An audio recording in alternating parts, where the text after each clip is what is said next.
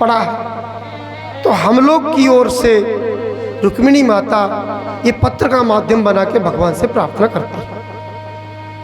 इसलिए प्रभु मेरी सामर्थ्य तो नहीं है आपको प्राप्त करने के लिए, लेकिन आपको चाहती हूँ। आप कृपा करके आप मुझे यहाँ से इस विपत्ति से उद्धार करिए, मुझे अपने चरणों में स्थान दीजिए। इस प्रकार जब प्रार्थना की, उसी प्रार्थना को जो ब्राह्मण रूप है, जो ब्राह्मण पत्र लेके गए थे, वो है संत। पत्र लेके भगवान को सुनाए, भगवान रुक्मिणी जी को लेकर के ले गए। तात्पर्य इस जीव को बंधन से मुक्त करके भगवान अपने चरणों में आश्रय दिए। इस रुक्मिणी जी के पत्र से ये शिक्षा मिलती है।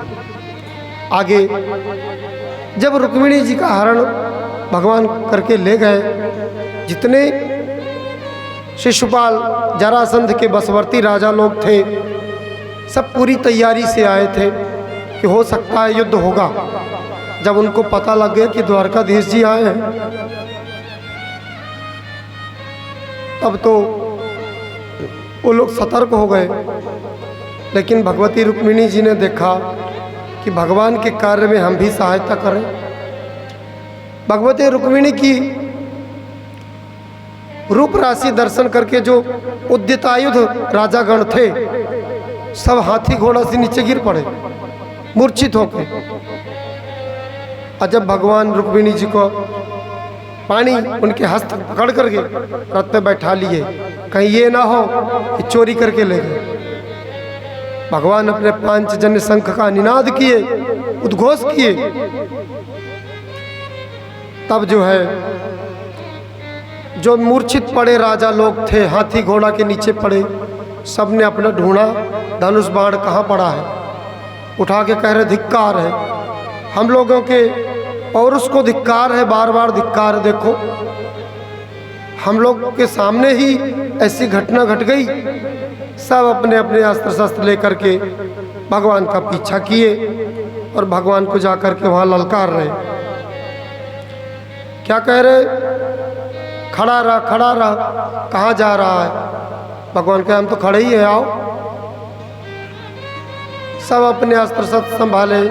भगवती रुक्मिणी जी देख के डर गई, प्रभु अब क्या होगा? भगवान ने कहा कि दर्शन करो क्या हो रहा।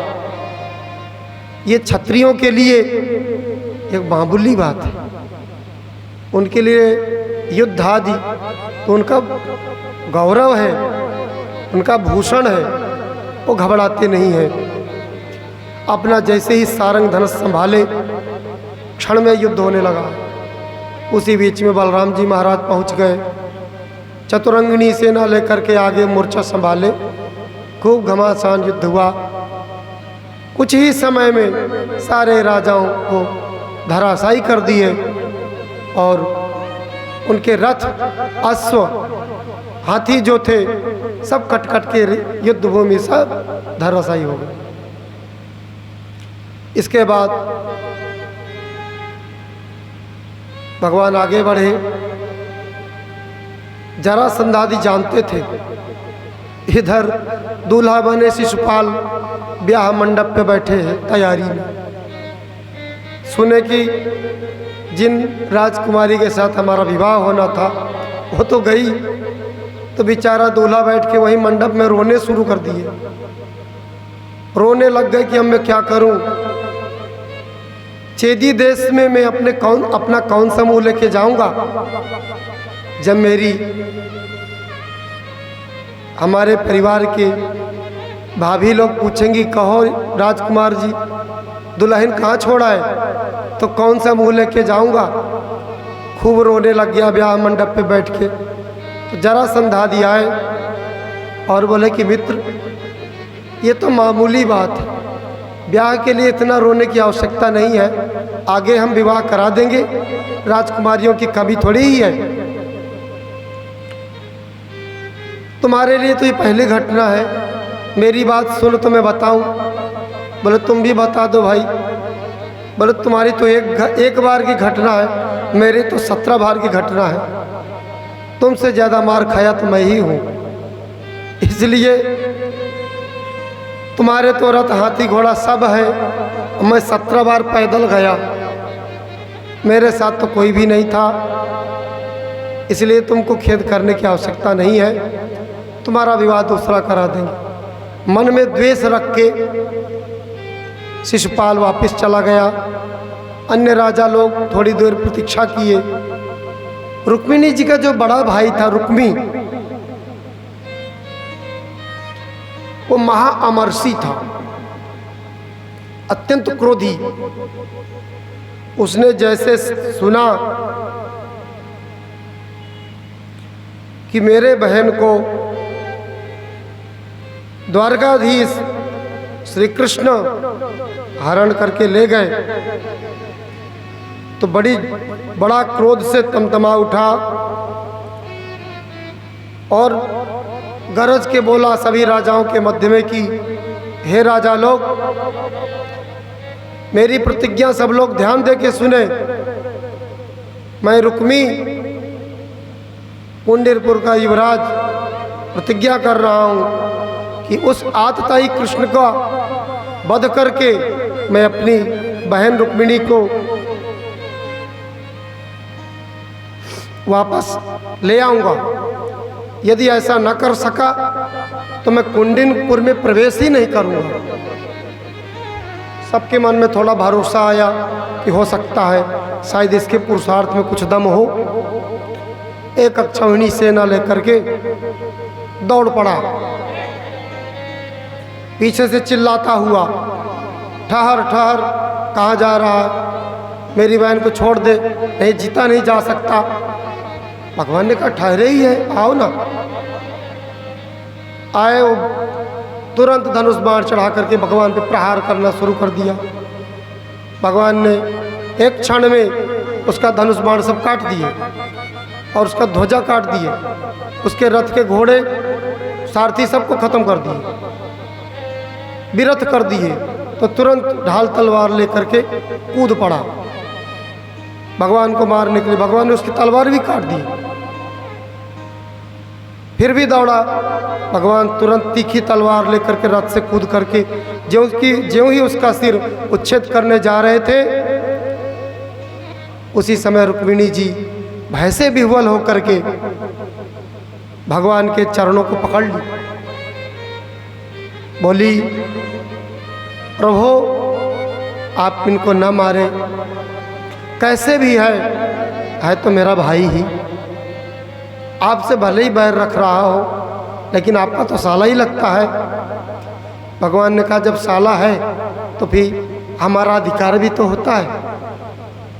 उसको जो है रथ से बांध दिए, बांध करके अपने पीताम्बर से कस दिए और लेके जा रहे थे। उसी समय बलराम जी महाराज आ गए।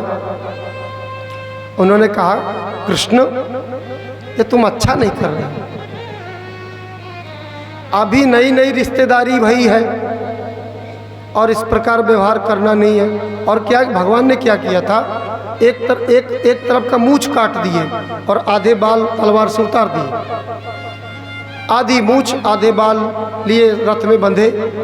बलराम जी आए, बोले कि अभी तो नई नई रिश्तेदारी भई, इतना साला के साथ इतना परिहास करना उचित नहीं है। उन्होंने कहा ठीक नहीं है, खोल दो इनको। बलराम जी महाराज ने उनको खोल दिए।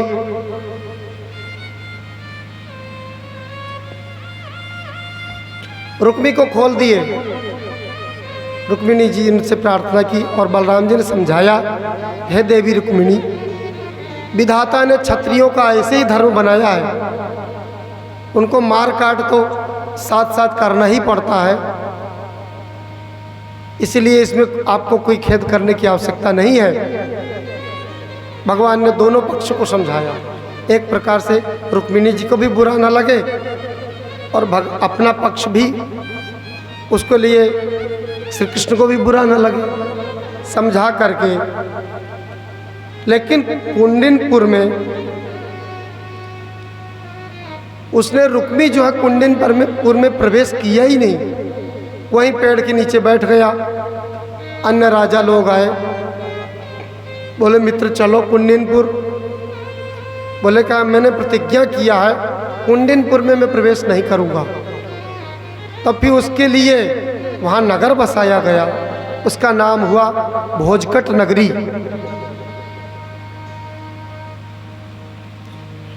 इधर भगवान द्वारकापुरी में पधारे।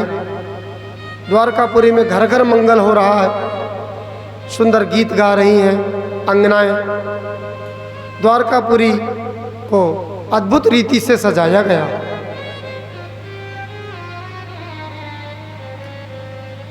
मधुर वेला, मंगल वेला में भगवान ने भगवती रुक्मिणी जी का पानी ग्रहण किया। बोलो जुगल सरकार की जय। अब जो है द्वारकापुरी में सुंदर मंगल गान हो रहा है। समय पाकर के भगवान के द्वारा रुक्मिणी जी से के गर्भ से पुत्र का जन्म हुआ। इधर कौतकी महाराज देवर्षि नारद जी संबरासुर के पास गए। मालूम है तुमको? बोले नहीं महाराज, ये जो भगवान कृष्ण का जो बेटा हुआ है ना, ये तुम्हारा मृत्यु का कारण है। अभी जो करना कर लो, अभी तो छोटा ही है। संबरासुर माया के द्वारा आया और प्रसूति गृह से ही हरण करके ले गया और समुद्र में फेंक दिया। उसको एक विशाल मछली ने खा लिया। और उस मछली को जो है मछुआरे पकड़ के लाके सोचे कि हमारे जो महाराज संबरासुर है उनको भेंट कर देंगे तो बहुत खुश होंगे। मछली को जैसे दिए तो वो उसको पाकशाला में भेज दिए। और जैसे मछली को काटा गया तो अंदर उसके पेट में बालक मिला। नारद जी वहाँ पहुँच गए और जो रति थी मायावती उसको कहे कि देवी ये वही हैं कौन जो भगवान शिव के शाप से भस्म हो गए थे, कामदेव तुम्हारे पति हैं, इनका अच्छी तरह से संरक्षण करो, पालन करो। भगवान शिव ने इनको कहा था जब यदुवंश कृष्ण अवतार, जब यदुवंश कृष्ण अवतार, जब यदुवंश कृष्ण अवतार, जब यदुवंश कृष्ण अवतार, वही हरण महामही भारा, मोहि महाबलिदारा, कृष्ण तनय होई पति तोरा, कृष्ण तनय होई अति तोरा, वचन अन्यथा होई न मोरा, वचन अन्यथा होई न मोरा, जब यदुवंश कृष्ण अवतार, जब यदुवंश कृष्ण अवतारा। हे देवी, जब द्वापर युग में भगवान श्री कृष्ण का अवतार होगा तब तुम्हारा पति ये जो कामदेव है वहाँ जन्म लेगा, वहीं तुमको तुम्हारी भेंट होगी। तब से अब ये इसका नाम होगा अनंग, देह रहित, बिना अंग के ही व्यापेगा सब पर, इसलिए इसका नाम अनंग होगा। वही कामदेव रुक्मिणी जी के गर्भ से उत्पन्न हुए, इनका नाम था प्रद्युम्न। वहाँ जाकर के वो जो रति थी इनको अपनी माया से बड़ा किए और बताई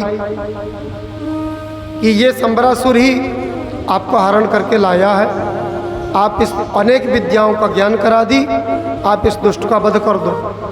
प्रद्युम्न जी जाकर उसको ललकारे, वो क्रोधाभिभूत होकर के त्रिशूल चलाया बड़ी जोर का, गदा चलाया। प्रद्युम्न जी महाराज अपने शक्ति से उसको छिन्न करके उसका सिर ही उच्छेद कर दिए, उसको मार के